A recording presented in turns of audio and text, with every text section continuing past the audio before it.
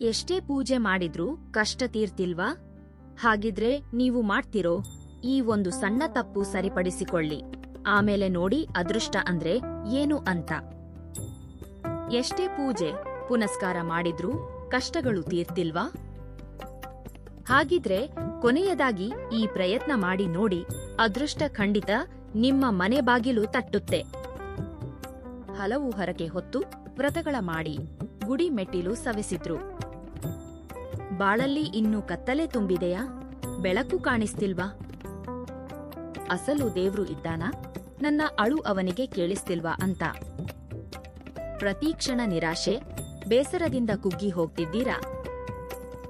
ಹಾಗಿದ್ರೆ ಸ್ವಲ್ಪ ಕಣ್ಣೀರು ಒರೆಸಿಕೊಂಡು ಈ ಮಾತನ್ನ ಶ್ರದ್ಧೆಯಿಂದ ಕೇಳಿ. ಯಾಕಂದ್ರೆ ಬೀಗದ ಕೈ ಸಿಗಲಿಲ್ಲ ಅಂದಾಕ್ಷಣ ಬಾಗಿಲು ಯಾವತ್ತೂ ತೆರೆಯಲ್ಲ ಅಂತಲ್ಲ. ಕೆಲವೊಮ್ಮೆ ನಮ್ಮ ಶ್ರಮದಲ್ಲಿ ತಪ್ಪಿಲ್ಲದಿದ್ರೂ ನಾವು ಆರಿಸಿಕೊಂಡ ದಾರಿಯಲ್ಲಿ ಸಣ್ಣ ದೋಷ ಇರಬಹುದು. ಈಗ ನಾವು ಹೇಳೋ ಈ ವಿಶೇಷ ಪರಿಹಾರ ಅಂತಿಂಥದ್ದಲ್ಲ.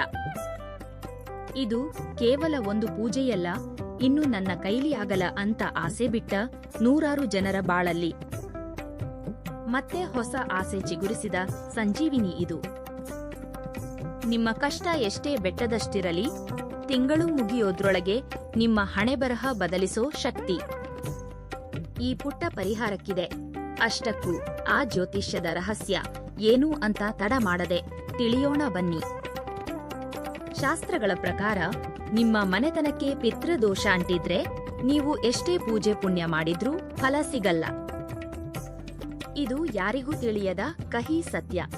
ಅದಕ್ಕೆ ಮೊದಲು ಆ ದೋಷ ಕಳಿಬೇಕಂದ್ರೆ ಪ್ರತಿ ಅಮಾವಾಸ್ಯೆ ದಿನ ನಿಮ್ಮ ಹಿರಿಯರನ್ನ ನೆನೆದು ಕಪ್ಪು ಎಳ್ಳು ಬೆರೆಸಿದ ನೀರನ್ನ ತರ್ಪಣ ಬಿಟ್ಟು ಅವರಿಗೆ ಭಕ್ತಿಯಿಂದ ನಮಸ್ಕಾರ ಮಾಡಿ. ಇದ್ರಿಂದ ಪಿತೃದೋಷಗಳೆಲ್ಲ ದೂರವಾಗಿ ನಿಮ್ಮ ವಂಶಕ್ಕೆ ತಲೆತಲಾಂತರದ ಐಶ್ವರ್ಯ ಸಿಗುತ್ತೆ. ಇನ್ನು ದೋಷಗಳೆಲ್ಲ ಕಳೆದು ಅದೃಷ್ಟ ನಿಮ್ಮದಾಗಬೇಕಂದ್ರೆ ಅತ್ಯಂತ ಶಕ್ತಿಶಾಲಿ ವ್ರತಗಳಲ್ಲಿ ಒಂದಾದ 7 ಶನಿವಾರಗಳ ವ್ರತವನ್ನ ಮಾಡಿ. ಜೀವನದಲ್ಲಿ ಒಂದು ಸಲ ಈ ವ್ರತ ಮಾಡಿದ್ರೂ ಸಾಕು, ನಿಮ್ಮ ಹಣೆಬರಹವೇ ಬದಲಾಗುತ್ತೆ. ಈ ವ್ರತ ಶುರು ಮಾಡಿದ 3 ವಾರಕ್ಕೆ ನಿಮ್ಮ ಮನೆಯಲ್ಲಿ ಒಳ್ಳೆಯ ಬದಲಾವಣೆಗಳು ಕಾಣೋಕೆ ಶುರುವಾಗುತ್ತೆ. ಈ ಸಪ್ತ ಶನಿವಾರದ ವ್ರತ ಮಾಡೋದು ಹೇಗೆ ಅಂದ್ರೆ, ಯಾವುದಾದ್ರೂ ಒಂದು ಶನಿವಾರ ಅಂದ್ರೆ ಸಾಧ್ಯವಾದ್ರೆ ಶುಕ್ಲ ಪಕ್ಷದಲ್ಲಿ ಈ ವ್ರತ ಶುರು ಮಾಡಿ. ಸತತ 7 ಶನಿವಾರ ಆ ಕಲಿಯುಗ ದೈವ ಶ್ರೀ ವೆಂಕಟೇಶ್ವರ ಸ್ವಾಮಿಯನ್ನ ನಿಷ್ಠೆಯಿಂದ ಪೂಜಿಸಿ.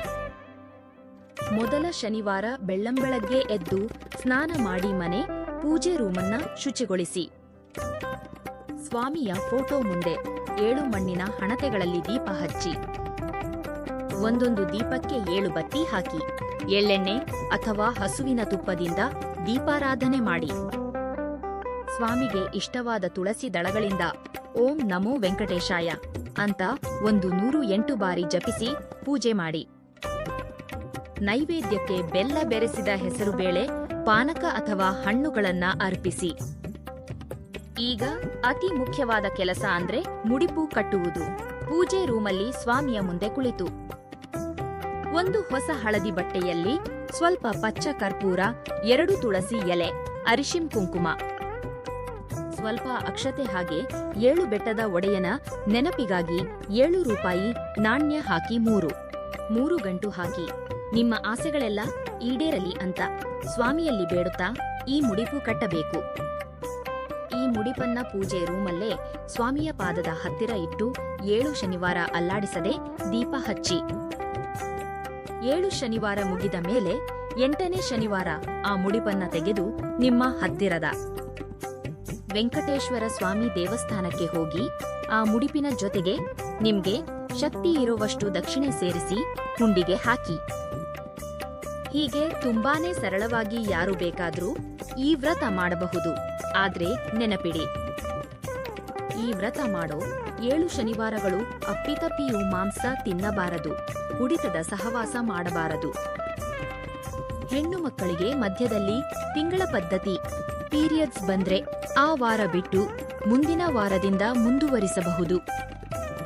ಒಂದು ವೇಳೆ ಈ ವ್ರತ ಮಾಡೋಕೆ ನಮಗೆ ಆಗಲ್ಲ ಅನ್ನೋರು ಪ್ರತಿ ತಿಂಗಳು ಬರೋ ಸಂಕಷ್ಟಹರ ಚತುರ್ಥಿಯ ದಿನ ವಿನಾಯಕನಿಗೆ ಗರಿಕೆ ಅರ್ಪಿಸಿ ಪೂಜೆ ಮಾಡಿ ಮುಡಿಪು ಕಟ್ಟಿದ್ರು ಕಷ್ಟಗಳೆಲ್ಲ ದೂರವಾಗಿ ಇಷ್ಟಾರ್ಥ ಈಡೇರುತ್ತೆ. ಈ ಶಕ್ತಿಶಾಲಿ ವ್ರತಗಳ ಜೊತೆಗೆ ಪ್ರತಿಯೊಬ್ಬರೂ ದಿನನಿತ್ಯದ ಕೆಲವು ನಿಯಮ ಪಾಲಿಸಬೇಕು. ಆಗಲೇ ನೀವು ಜೀವನದಲ್ಲಿ ಉನ್ನತ ಮಟ್ಟಕ್ಕೆ ಏರೋಕೆ ಸಾಧ್ಯ. ಪ್ರತಿದಿನ ಬೆಳಗ್ಗೆ ಸ್ನಾನ ಆದ ಮೇಲೆ ಮನೆ ಹೊರಗಡೆ ಪೂರ್ವಕ್ಕೆ ಮುಖ ಮಾಡಿ ನಿಂತು ಸೂರ್ಯದೇವನಿಗೆ ನಮಸ್ಕಾರ ಮಾಡಿ. 1 ತಿಂಗಳು ಹೀಗೆ ಮಾಡಿ ನೋಡಿ, ನಿಮ್ಮ ಆರೋಗ್ಯ ಮತ್ತು ಆತ್ಮವಿಶ್ವಾಸದಲ್ಲಿ ನಂಬಲಾಗದ ಬದಲಾವಣೆ ಆಗುತ್ತೆ.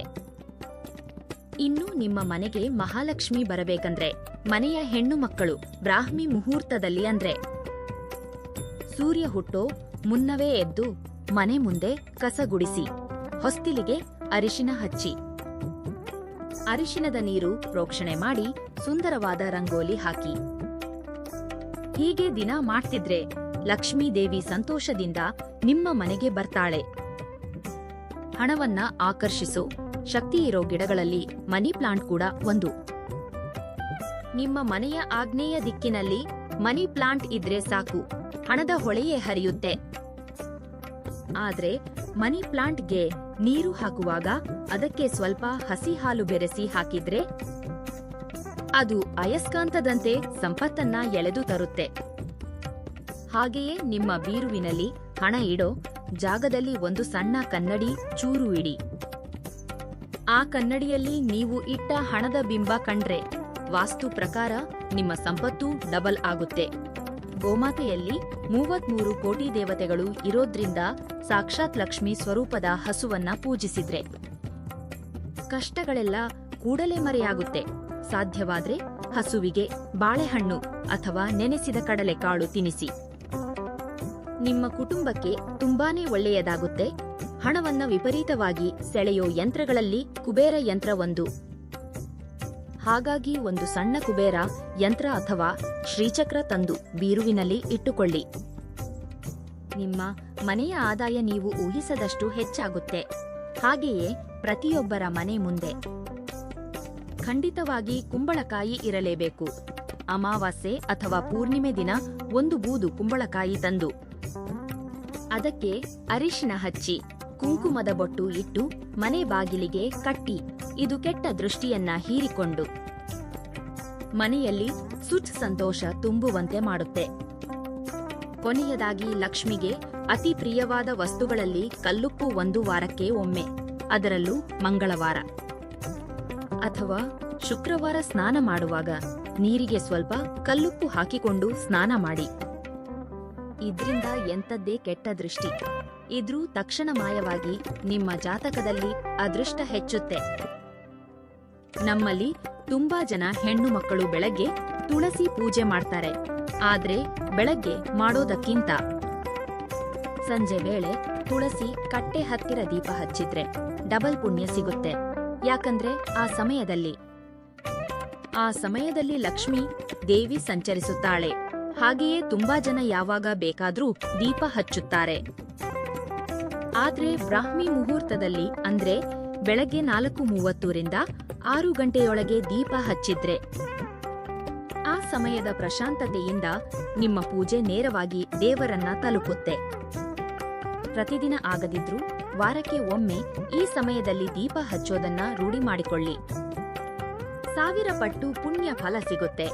ಇನ್ನು ನಿಮ್ಮ ಮನೆಯಲ್ಲಿ ದರಿದ್ರ ಲಕ್ಷ್ಮಿ ಇದ್ರೆ ಮಹಾಲಕ್ಷ್ಮಿ ಒಳಗೆ ಬರಲ್ಲ. ಅದಕ್ಕೆ ಒಂದು ಗಾಜಿನ ಬಟ್ಟಲಿನಲ್ಲಿ ಕಲ್ಲುಪ್ಪು ಹಾಕಿ ಮನೆಯ ಈಶಾನ್ಯ ಅಥವಾ ನೈಋತ್ಯ ಮೂಲೆಯಲ್ಲಿ ಇಡಿ. ಹೀಗೆ ಮಾಡಿದ್ರೆ ಮನೆಯಲ್ಲಿರೋ ನೆಗೆಟಿವ್ ಎನರ್ಜಿ ಹೊರಹೋಗಿ ಧನಲಕ್ಷ್ಮಿ ಒಳಗೆ ಬರ್ತಾಳೆ. ಆದ್ರೆ ಈ ಉಪ್ಪನ್ನ ಪ್ರತಿ ವಾರ ಬದಲಿಸೋದನ್ನ ಮರಿಬೇಡಿ. ಇನ್ನು ಸಾಲದ ಬಾಧೆಯಿಂದ ಬಳಲುವವರು ಪ್ರತಿ ಮಂಗಳವಾರ ಬಡವರಿಗೆ ಅಥವಾ ಹಸುವಿಗೆ ಬೆಲ್ಲ ದಾನ ಮಾಡಿ. ಹೀಗೆ ಮಾಡಿದ್ರೆ ಕುಜ ದೋಷ ಕಳೆದು ತಿಂಗಳು ಮುಗಿಯೋದ್ರೊಳಗೆ ಯಾವುದಾದ್ರೂ ರೂಪದಲ್ಲಿ ಹಣ ಬಂದು ಸಾಲ ತೀರುತ್ತೆ. ಹಾಗೆಯೇ ಯಾರ ಕೆಟ್ಟ ಕಣ್ಣು ಬೀಳಬಾರದು ಅಂದ್ರೆ ಕಾಲಿಗೆ ಕಪ್ಪು ದಾರ ಕಟ್ಟಿ. ಹೆಣ್ಣು ಮಕ್ಕಳಾದ್ರೆ ಎಡಗಾಲಿಗೆ, ಗಂಡಸರಾದ್ರೆ ಬಲಗಾಲಿಗೆ ಕಟ್ಟಿಕೊಂಡ್ರೆ ಇದು ರಕ್ಷಣಾ ಕವಚದಂತೆ ನಿಮ್ಮನ್ನ ಕಾಯುತ್ತೆ. ಹೊಸ್ತಿಲು ಅಂದ್ರೆ ಲಕ್ಷ್ಮೀ ವಾಸಿಸುವ ಜಾಗ. ಅದಕ್ಕೆ ವಾರಕ್ಕೊಮ್ಮೆ ಅರಿಶಿನ ಹಚ್ಚಿ ಕುಂಕುಮ ಇಡಿ. ನಿಮ್ಮ ಮನೆ ಬಾಗಿಲು ಎಷ್ಟು ಲಕ್ಷಣವಾಗಿರುತ್ತೋ ಲಕ್ಷ್ಮಿ ಅಷ್ಟೇ ಸ್ಥಿರವಾಗಿ ನಿಮ್ಮ ಮನೆಯಲ್ಲಿ ಕೂರುತ್ತಾಳೆ. ಕೊನೆಯದಾಗಿ ಸಾಕ್ಷಾತ್ ಶಿವನ ಸ್ವರೂಪದ ಬಿಲ್ವ ವೃಕ್ಷಕ್ಕೆ ತುಂಬಾ ಶಕ್ತಿ ಇದೆ. ಪ್ರತಿ ಸೋಮವಾರ ಬಿಲ್ವ ಮರಕ್ಕೆ ನೀರು ಹಾಕಿ ನಮಸ್ಕರಿಸಿದ್ರೆ ಸಾಕು. ಈಶ್ವರನ ಅನುಗ್ರಹದಿಂದ ಎಂಥದ್ದೇ ಕಷ್ಟ ಅನಾರೋಗ್ಯ ಇದ್ರೂ ದೂರಾಗುತ್ತೆ. ಒಂದು ಸಲ ಈ ಪರಿಹಾರಗಳನ್ನ ನಂಬಿಕೆಯಿಂದ ಮಾಡಿ ನೋಡಿ. ಪುರಾಣಗಳ ಪ್ರಕಾರ ಪ್ರತಿ ಶನಿವಾರ ಅಶ್ವತ್ಥ ಮರದಲ್ಲಿ ಲಕ್ಷ್ಮೀದೇವಿ ಇರುತ್ತಾಳೆ. ಹಾಗಾಗಿ ಆ ದಿನ ಅಶ್ವತ್ಥ ಮರವನ್ನ ಮುಟ್ಟಿ 7 ಪ್ರದಕ್ಷಿಣೆ ಹಾಕಿ. ಮರದ ಕೆಳಗೆ ದೀಪ ಹಚ್ಚಿದ್ರೆ ಸಾಕು. ಬೇಗನೆ ಬಡತನ ದೂರವಾಗಿ ನೀವು ಶ್ರೀಮಂತರಾಗೋ ಯೋಗ ಕೂಡಿ ಬರುತ್ತೆ. ಮನೆಯಲ್ಲಿ ಪೂಜೆ ಮಾಡುವಾಗ ಸುಗಂಧ ಬೀರೋ ಗುಲಾಬಿ ಹೂವುಗಳಿಂದ ಲಕ್ಷ್ಮಿಯನ್ನ ಪೂಜಿಸಿ. ಸಂಪೂರ್ಣ ಲಕ್ಷ್ಮಿ ಕಟಾಕ್ಷ ಸಿಗುತ್ತೆ. ಪೂಜೆಯಲ್ಲಿ ದೇವರಿಗೆ ನೈವೇದ್ಯವಾಗಿ ಸಣ್ಣ ಬೆಲ್ಲದ ಚೂರನ್ನ ಇಡಿ. ಇದ್ರಿಂದ ದೇವರ ಆಶೀರ್ವಾದ ಪೂರ್ತಿಯಾಗಿ ಲಭಿಸುತ್ತೆ. ನಿಮ್ಮ ಪತಿಯ ಆದಾಯ ಅಥವಾ ವ್ಯಾಪಾರದ ಲಾಭ ಹೆಚ್ಚಾಗಬೇಕಂದ್ರೆ ಮನೆಯ ಉತ್ತರ ದಿಕ್ಕಿನಲ್ಲಿ 1 ತಾಮ್ರದ ಬಿಂದಿಗೆಯಲ್ಲಿ ಪೂರ್ತಿ ನೀರು ತುಂಬಿಸಿ ಇಡಿ. ಆದ್ರೆ ಆ ನೀರನ್ನ ದಿನ ಬದಲಿಸುತ್ತಿರಬೇಕು. ಇನ್ನು ದೀರ್ಘಕಾಲದ ಕಾಯಿಲೆಯಿಂದ ಬಳಲುವವರು ಪ್ರತಿದಿನ ಮಹಾಮೃತ್ಯುಂಜಯ ಮಂತ್ರವನ್ನ ಕನಿಷ್ಠ 11 ಬಾರಿ ಪಠಿಸಿ ಆರೋಗ್ಯ ಸುಧಾರಿಸುತ್ತೆ. ವಾಸ್ತು ಪ್ರಕಾರ ರಾತ್ರಿ ಮಲಗೋ ಮುನ್ನ ಅಡುಗೆ ಮನೆಯಲ್ಲಿ ಎಂಗಿಲು ಪಾತ್ರೆಗಳನ್ನ ಇಡಬೇಡಿ. ಸಿಂಕ್ನಲ್ಲಿ ಎಂಗಿಲು ಪಾತ್ರೆ ಇದ್ರೆ ಅನ್ನಪೂರ್ಣೇಶ್ವರಿ ಕೋಪಗೊಂಡು ದಾರಿದ್ರ್ಯ ಕಾಡುತ್ತೆ. ಇನ್ನು ಎಷ್ಟು ಹಣ ಬಂದು ಕೈಲಿ ನಿಲ್ಲದೆ ಖರ್ಚಾಗ್ತಿದ್ರೆ ಪರ್ಸಿನಲ್ಲಿ 1 ಪಚ್ಚ ಕರ್ಪೂರ ಅಥವಾ ಲವಂಗ ಇಡಿ. ಇದು ನೆಗೆಟಿವ್ ಎನರ್ಜಿ ತೆಗೆದು ಹಣ ಉಳಿಯುವಂತೆ ಮಾಡುತ್ತೆ. ಮನೆಯ ಹತ್ತಿರ ಬರೋ ಹಕ್ಕಿಗಳಿಗೆ ಧಾನ್ಯ ಮತ್ತು ನೀರು ಇಟ್ಟರೆ ರಾಹುಕೇತು ದೋಷಗಳು ನಿವಾರಣೆ ಆಗುತ್ತೆ. ನಿಮ್ಮ ಕೆಲಸದಲ್ಲಿ ಪದೇ ಪದೇ ಅಡೆತಡೆ ಬರ್ತಿದ್ರೆ ಪ್ರತಿ ಬುಧವಾರ ಗಣಪತಿ ದೇವಸ್ಥಾನಕ್ಕೆ ಹೋಗಿ 5 ಪ್ರದಕ್ಷಿಣೆ ಹಾಕಿ ಗರಿಕೆ ಅರ್ಪಿಸಿ. ಆಗ ನೀವು ಮಾಡೋ ಕೆಲಸದಲ್ಲಿ ಖಂಡಿತ ಜಯ ಸಿಗುತ್ತೆ. ಶಾಸ್ತ್ರದಲ್ಲಿ ಶ್ರೀಸೂಕ್ತಕ್ಕೆ ಅಪಾರ ಶಕ್ತಿ ಇದೆ. ಅದಕ್ಕೆ ದಿನ ಅಥವಾ ಶುಕ್ರವಾರ ಶ್ರೀಸೂಕ್ತ ಪಠಿಸಿದ್ರೆ ಐಶ್ವರ್ಯ ವೃದ್ಧಿ ಆಗುತ್ತೆ. ಮನಶಾಂತಿ ಬೇಕಿರೋರು ಪ್ರತಿ ಸೋಮವಾರ ಶಿವಲಿಂಗಕ್ಕೆ ಹಾಲು ಅಥವಾ ನೀರಿಂದ ಅಭಿಷೇಕ ಮಾಡಿ. ಹೀಗೆ ಸಣ್ಣ ಪುಟ್ಟ ಪರಿಹಾರಗಳನ್ನ ಭಕ್ತಿ ಶ್ರದ್ಧೆಯಿಂದ ಪಾಲಿಸಿದ್ರೆ ನಿಮ್ಮ ಸಮಸ್ಯೆಗಳಿಗೆ ಶಾಶ್ವತ ಪರಿಹಾರ ಸಿಗುತ್ತೆ. ಈ ಚಿಕ್ಕ ವಿಷಯಗಳನ್ನ ಪಾಲಿಸಿ ನಿಮ್ಮ ಕಷ್ಟಗಳನ್ನ ನೀಗಿಸಿಕೊಳ್ಳಿ. ಹಾಗೆಯೇ ನೀವು ತುಂಬಾ ದಿನದಿಂದ ಕೇಳ್ತಿದ್ದ ಆ ಕಲಿಯುಗ ದೈವ ವೆಂಕಟೇಶ್ವರ ಸ್ವಾಮಿಯ ಅತ್ಯಂತ ಶಕ್ತಿಶಾಲಿ 7 ಶನಿವಾರಗಳ ವ್ರತದ ಸಂಪೂರ್ಣ ಮಾಹಿತಿ ಇರೋ ವಿಡಿಯೋ ನಾಳೆ ಸಂಜೆ ನಮ್ಮ ಚಾನೆಲ್ನಲ್ಲಿ ಅಪ್ಲೋಡ್ ಮಾಡ್ತೀವಿ. ಮುಖ್ಯವಾಗಿ ಈ ವ್ರತ ಮಾಡುವಾಗ ಹೆಣ್ಣು ಮಕ್ಕಳಿಗೆ ಮಧ್ಯದಲ್ಲಿ ತೊಂದರೆ ಆದ್ರೆ ಏನು ಮಾಡಬೇಕು, ಹೇಗೆ ಮುಂದುವರಿಸಬೇಕು ಅನ್ನೋ ನಿಮ್ಮೆಲ್ಲ ಸಂಶಯಕ್ಕೆ ನಾಳಿನ ವಿಡಿಯೋದಲ್ಲಿ ಉತ್ತರ ಸಿಗುತ್ತೆ. ಆ ವಿಡಿಯೋ ನೋಡಿದ್ರೆ ನಿಮ್ಮ ಜೀವನಕ್ಕೊಂದು ದಾರಿ ಸಿಗುತ್ತೆ. ಮಿಸ್ ಮಾಡಬೇಡಿ. ಇವತ್ತು ಹೇಳಿರೋ ಈ ಪರಿಹಾರಗಳು ನಿಮಗಿಷ್ಟ ಆದ್ರೆ ಕೂಡಲೇ ವಿಡಿಯೋ ಲೈಕ್ ಮಾಡಿ. ಬಹಳ ಜನಕ್ಕೆ ಉಪಯೋಗವಾಗಲಿ ಅಂತ ನಿಮ್ಮ ಗೆಳೆಯರಿಗೂ ನೆಂಟರಿಗೂ ಶೇರ್ ಮಾಡಿ. ನಾಳೆ ಬರೋ ಆ ಸ್ಪೆಷಲ್ ವಿಡಿಯೋ ನೋಡೋಕೆ ನಮ್ಮ ಚಾನೆಲ್ನ ಈಗಲೇ ಸಬ್ಸ್ಕ್ರೈಬ್ ಮಾಡಿ. ಪಕ್ಕದಲ್ಲೇ ಇರೋ ಬೆಲ್ ಬಟನ್ ಒತ್ತಿ. ಆ 7 ಬೆಟ್ಟದ ಒಡೆಯನ ಮೇಲೆ ನಿಮಗೆ ಎಷ್ಟು ಭಕ್ತಿ ಇದೆಯೋ ನೋಡೋಣ. ಕಾಮೆಂಟ್ ಬಾಕ್ಸ್ನಲ್ಲಿ ಓಂ ನಮೋ ವೆಂಕಟೇಶಾಯ ಅಂತ ತಪ್ಪದೆ ಕಾಮೆಂಟ್ ಮಾಡಿ. ನಾಳಿನ ವಿಡಿಯೋದಲ್ಲಿ ಮತ್ತೆ ಸಿಗೋಣ. ಅಲ್ಲಿಯವರೆಗೆ ನಮಸ್ಕಾರ, ಧನ್ಯವಾದಗಳು.